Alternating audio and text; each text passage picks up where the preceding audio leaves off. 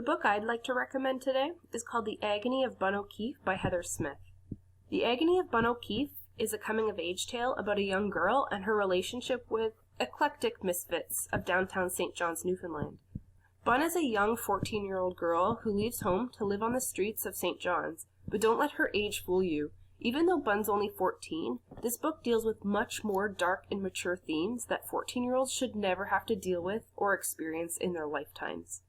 With the other protagonists as well in the story being a decade or so older than our main girl Bun, we find ourselves cheering for this group of misfits to find their way in this dark world. This book takes place in the mid-1980s when the province was experiencing a recession and homelessness was rampant in the downtown core. It makes logical sense that our characters meet in a run-down rental complex like they do. So we have Busker Boy, who's a struggling Indigenous musician. We have Chef, a college kid with culinary dreams. And Chris/Cher, a drag queen living at the peak of the AIDS epidemic. Finally, we have Big Eyes, a woman who's lost in her own journey to find herself. This book's not so much about Bun, but of all the struggles that people of all walks of life had to deal with in a time where support was essentially unheard of.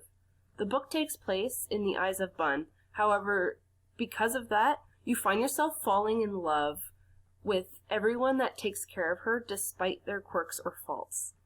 This book is not your typical coming-of-age story that you may have read back in the 80s. This book is heavy at times, and it's definitely not Judy Blume. Author Heather Smith, though now living in Waterloo, Ontario, was raised in Newfoundland and captures the landscape vividly throughout the book. Smith also does an amazing job at illustrating the mind of this naive 14-year-old girl in a very adult world not meant for her to be in any way, shape, or form.